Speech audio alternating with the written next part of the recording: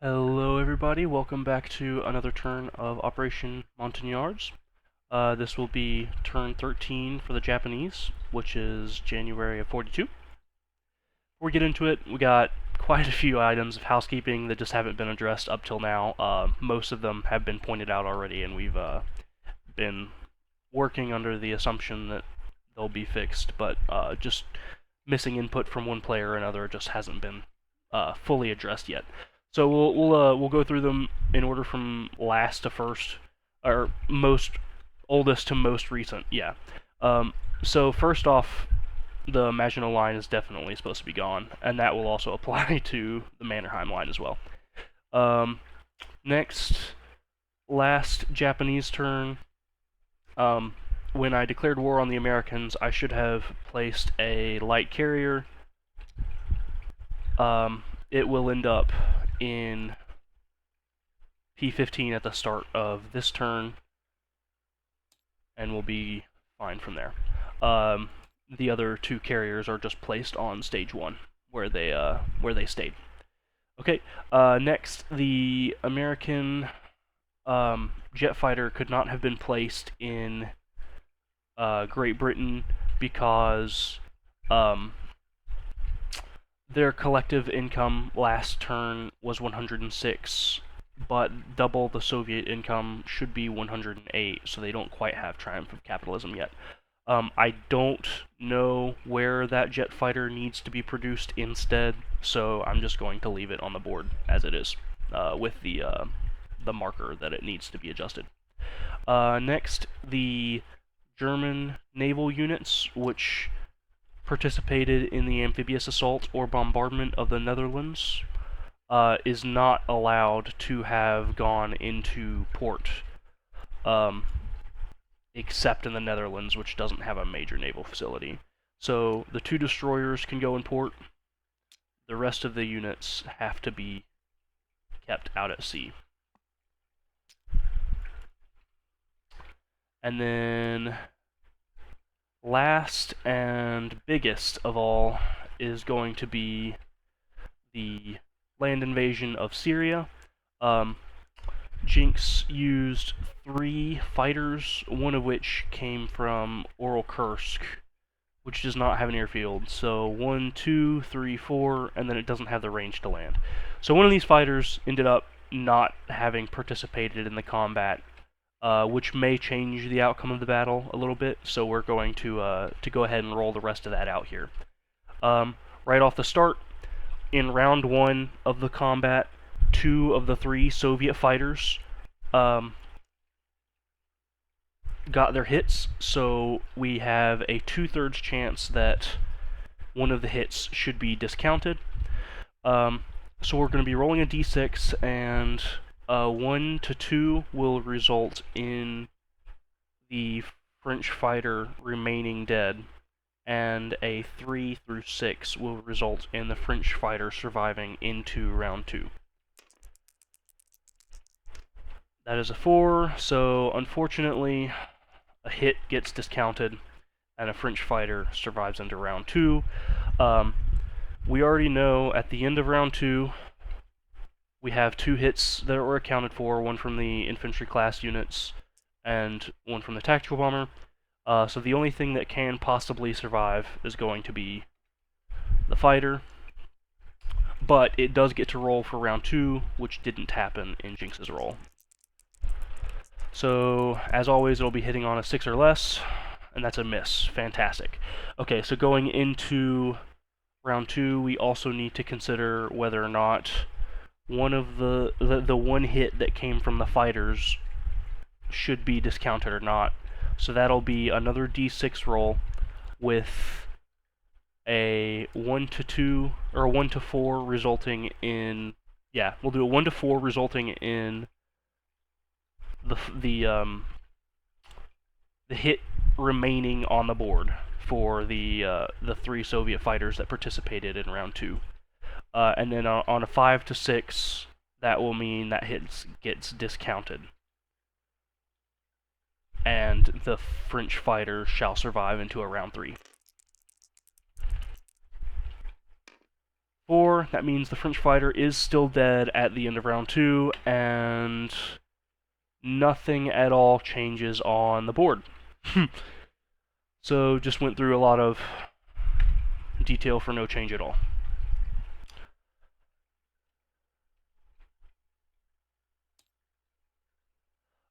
And the fighter which started in Oral Kursk will just have non-combat moved into Eastern Anatolia instead of landing there at the end of the relevant combat. Okay, from there, I do believe everything is in order and we can just get straight into the Japanese turn. I have rolled on Dice Maiden for the 2 dice rolls this time because one of the texts was very near the end and I wanted to plan if I got it to hit, and it did hit. Got a roll of 12 on the improved factories, and the other die roll that I made was for radar, and it got a hit on an 8. And that does leave me with improved factories complete. Alright, for the declaration of buys, I'll have 1 heavy tank, 1 infantry, 1 militia upgrade, I guess 4 infantry total, so 3 more infantry, 1 militia, half of a fortification, a minor factory, Lend-Lease an airborne, and also paying 4 to upgrade a minor port. And that should clear the bank entirely.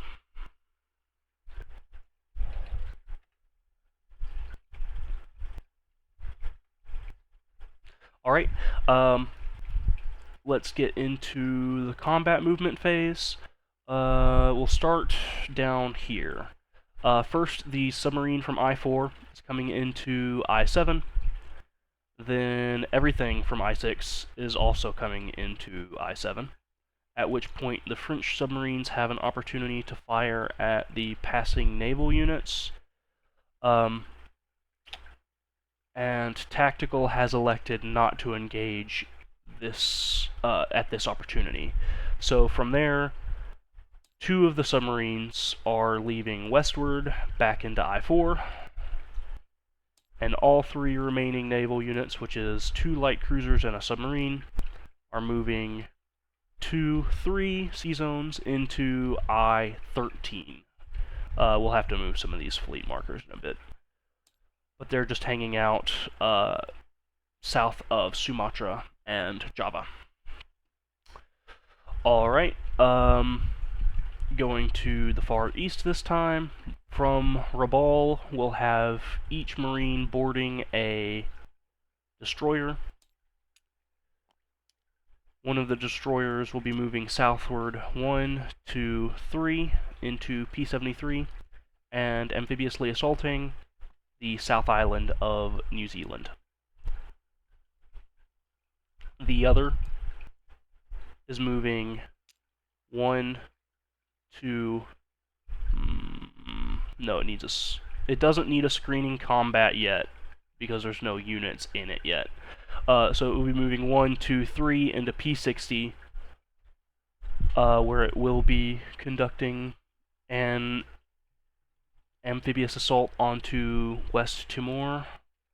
Go ahead and cover its screening combat now before I get distracted by other combats. The torpedo boat destroyer from P41 is moving 1, 2, 3 into P60, where it will act as a screening force.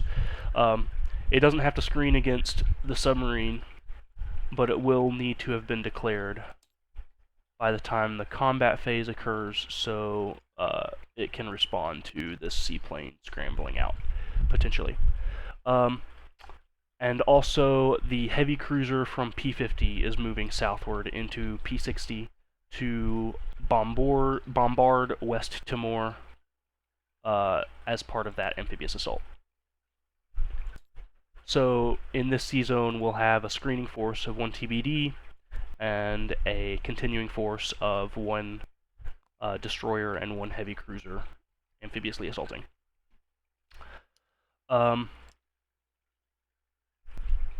I have spoken with Tactical, and the submarine does not choose to engage the units as they enter or conduct the amphibious assault, so he's just going to hang out too. Moving on from P-50, we have a naval transport with a artillery aboard. He's going to be picking up an infantry from Luzon and Visayas, and then moving 1, 2 into P-52, where both units are conducting an amphibious assault and capturing Dutch New Guinea.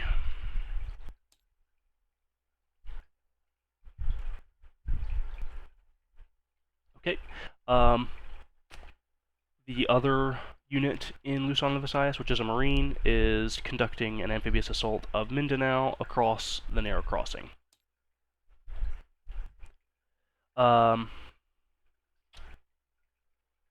Alright, let's move on to more land units. From P-50 also, there's a destroyer that's moving north 2 sea zones to P-32, where it will be picking up a Marine from Hunan. And then those 2 units will be moving south 3, 4 into P-51, where the Marine is capturing the Celebes.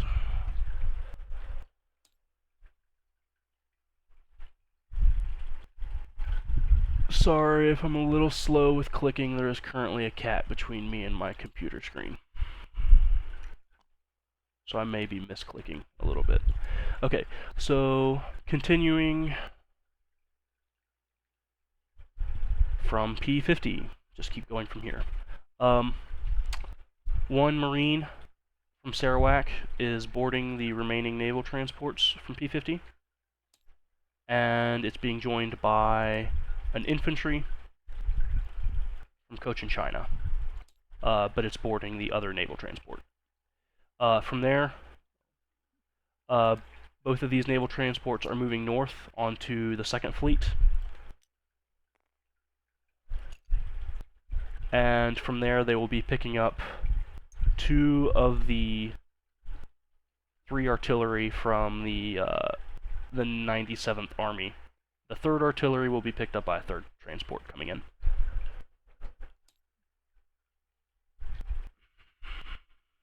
Okay, we'll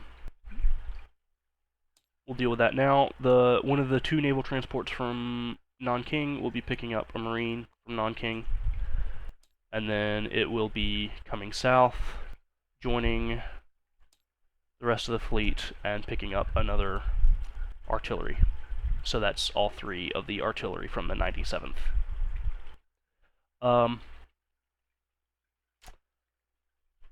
Those units, including the entire Second Fleet, are moving southward, which for several ships is the 2nd movement space, and then the 3rd to P-59. And they'll be from P-59 conducting an amphibious assault onto Java.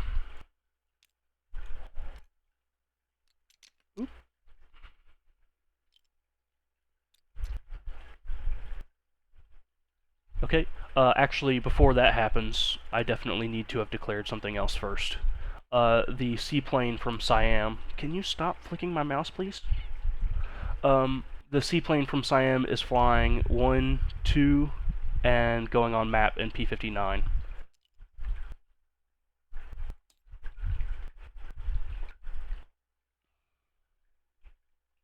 Okay, and then what remains of the 6th Fleet, so everything that started in P-50, all the warships that started in P-50 except 1 heavy cruiser.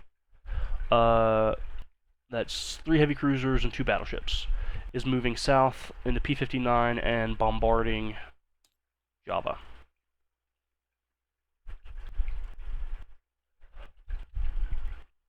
Alright, all that's declared.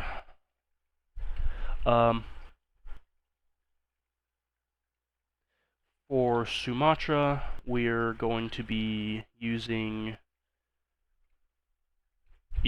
the naval transport from Nanking, the last one, is going to be picking up Marines and infantry. The Marines from Shantung, the infantry from Hopei. And then all of those units are moving 1, 2, 3 into P50, where they will be conducting an amphibious assault of Sumatra.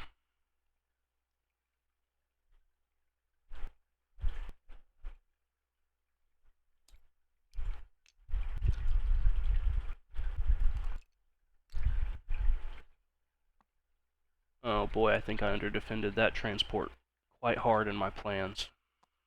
See how it works out in the non-combat. It's not going to work out. Okay, let's keep going.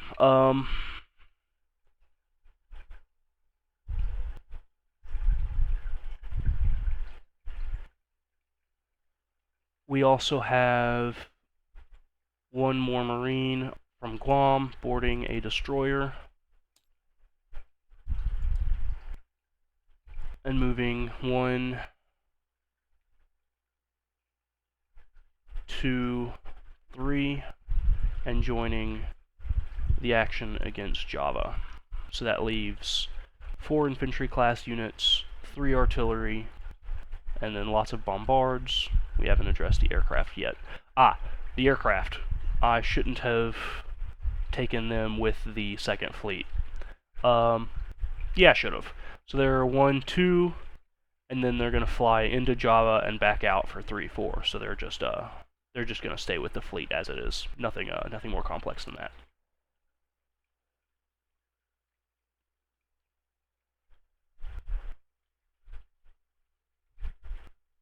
Okay.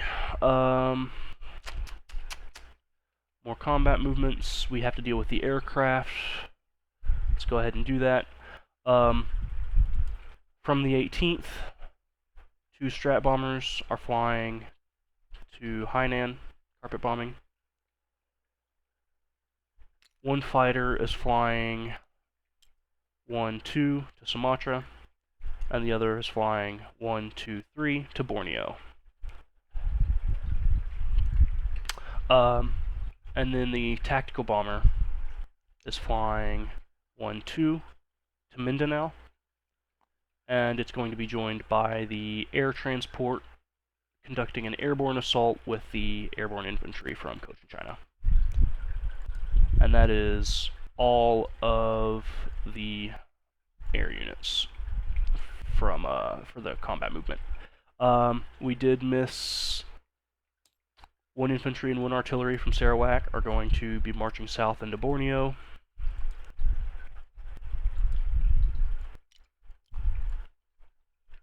And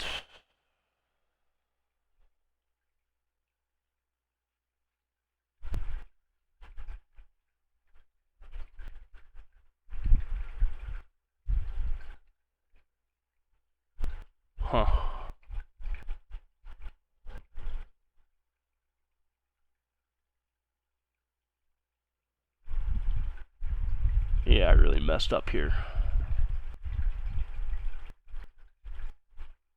Can this naval transport have... Yeah, it's going to be conducting the amphibious assault from P59 instead of from P50. That means it's going to have to pick up units instead of from the north. They have to come from Nanking itself, which doesn't have any units. Oh boy, I sure messed up.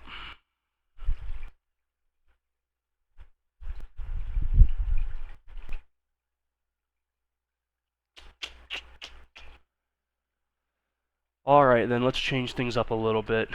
The Mountain Brigade from Hong Kong is going to be joining the attack on Java instead of the infantry from the Philippines. That infantry instead is going to be made available to hit Sumatra from the east, and it's going to be joined by an artillery from Nanking. and that leaves the 2 units from northern China back where they started, which would be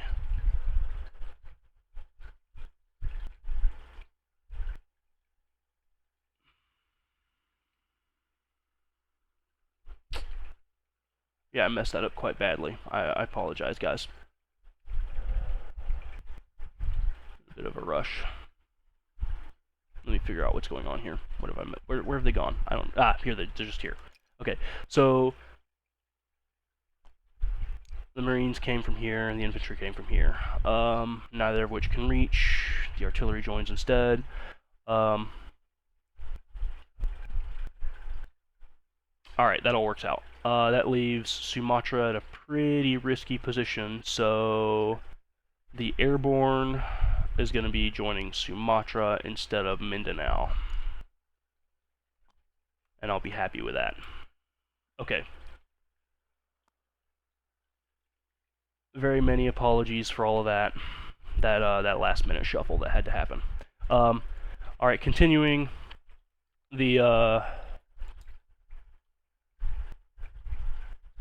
The battle cruiser is going to stay with the raider designation, and it's going to raid in P50 against the British Commonwealth.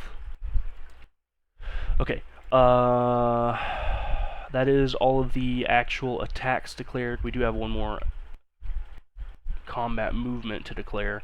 The light carrier from P15 is moving south 1, 2, 3, 4 to P52 to catch an aircraft. And that has to be in the combat movement phase as well. Alright, now we can start rolling and get this finished. Okay, we'll start west to east, so we'll start with Sumatra, which has an infantry class unit, an airborne, and a fighter, and then an artillery that won't participate until round 2. Okay, so there's no bombards, no first strike, no terrain penalty. So for round 1, we have 1, 2, and 6 versus 2. Hit on the fighter, on defense, miss. Okay, so that's successfully captured without issue. Next to Java, for bombards, we have 2 battleships bombarding at 4. No hits. 3 heavy cruisers bombarding at 3.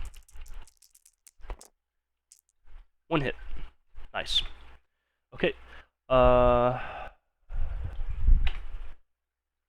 Continuing on to the actual attack, we have 3 artillery that don't participate.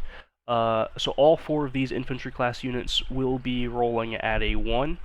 We do get a mountain terrain penalty in Java. So all of these are rolling at 1 in round 1. Unfortunate, no hits. And then we have 1 fighter at 6, 2 tactical bombers at 7, with a target select of 3. Target select 1 hits the infantry, but it doesn't matter. And the rest of the aircraft clear the rest of the board. Okay, and in defense, we have 1 militia defending at a 2. That's a miss, and 2 infantry defending at a 4. That's 1 hit. Okay, so that's 1 marine dead. I'm very not fussed about that. That's a pretty decent outcome. Oh, I should have been rolling one of those with a mountain infantry. It doesn't matter. It doesn't change the outcome at all. Okay.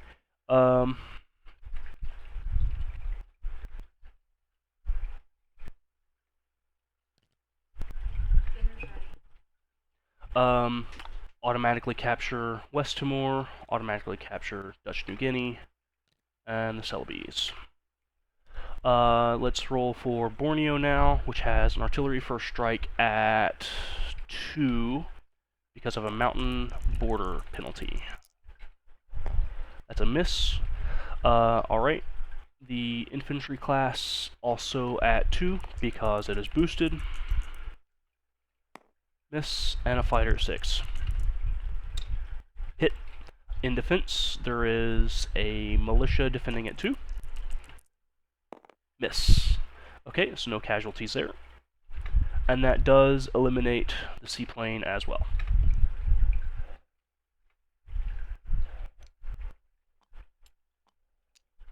Okay, and then the last combats are convoy raiding and Mindanao. Mindanao's a bit risky. Only have one land unit here, but had to happen. Sumatra's worth more. Okay, so we have just an infantry class which hits at a 1 with a mountain penalty. Miss, and a tactical bomber hitting at 7. That is a hit, and in defense, we will be rolling at a 2. Fantastic, couldn't have asked for more. Then that combat is cleared as well. Okay, lastly is going to be convoy raiding. We will be rolling with a battle cruiser bonus of +1 and a defending bonus, if I'm not mistaken, of +3 for both anti-submarine warfare and for radar. So the net will be +2 for the gray die.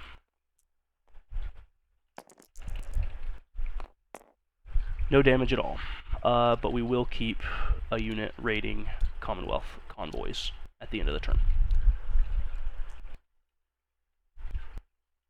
Okay, that should be all of the combats completed.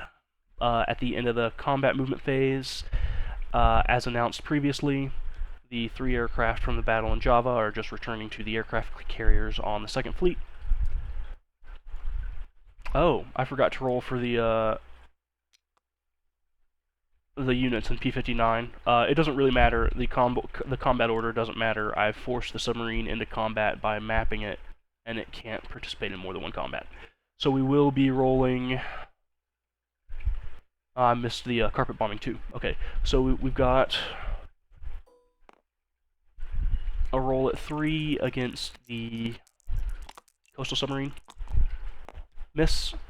So the coastal submarine does get to submerge, but the naval transport is still dead. Okay, and then lastly, the carpet bombing. 6 die at 2.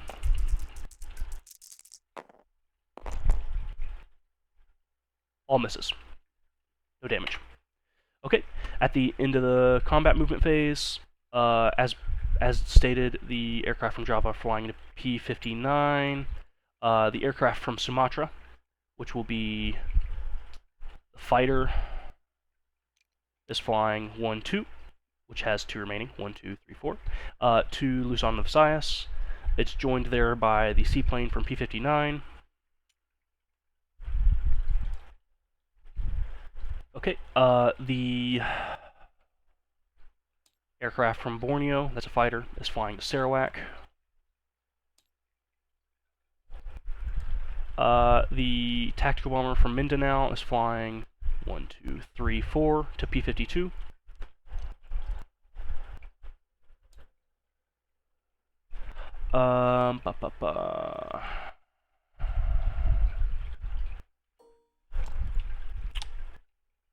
And the transport plane from Sumatra, let's see, how far can he go? 1, 2, 3, 4, 5. I guess he can't make it to Japan. He'll just land in Nanking.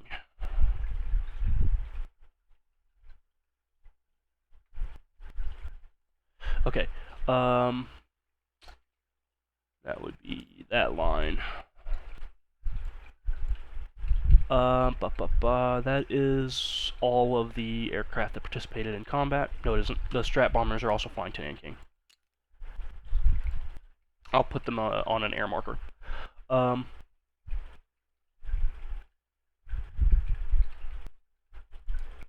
guy got used. Okay, so that is where we're at up till now. Alright, just a few non-combat moves. Both of the coastal submarines from P50 are going to move 1, 2 into P52.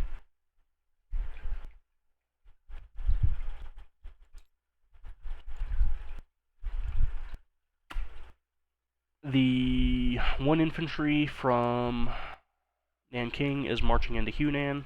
Another is railing to Shantung.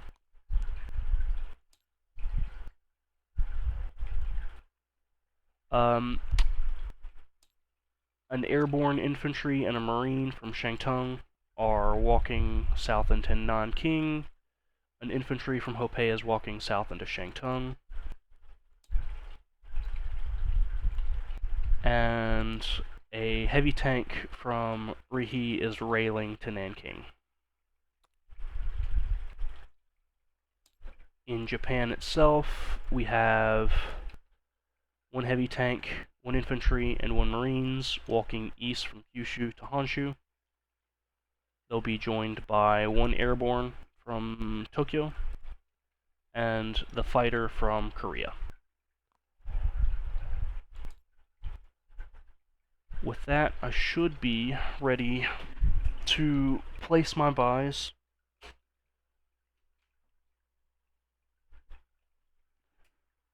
And collect income. Okay. Can you please move? Thank you. Okay, so for the buys, we'll have 2 infantry for Nanking, which will go on the 41st Army stack. 1 infantry and 1 heavy tank in Rihe.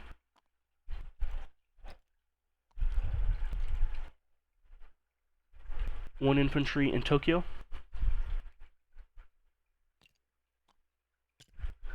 1 1 militia. Where did I want this? Yeah, okay, so the militia, the factory, and the half fortification are being built in Guam. I also am upgrading the minor port in Guam.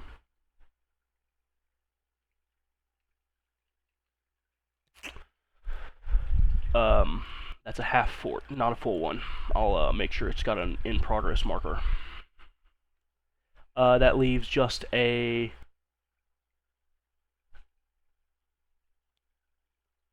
militia upgrade, which will be placed in Beiping.